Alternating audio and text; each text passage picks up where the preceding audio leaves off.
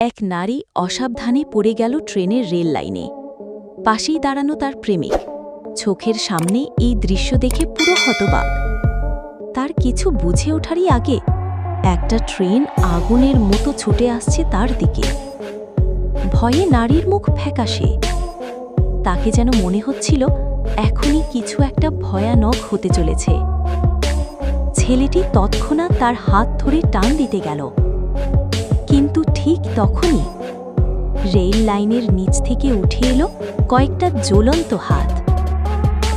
আগুনে পুড়ে যাওয়া সেই হাতগুলো লোহার মতো শক্ত হয়ে চাপতে ধরল নারীর শরীর।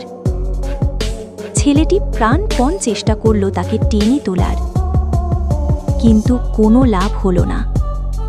সেই ভয়ঙ্কর ভূতের হাত একটুও ছাড়ল না।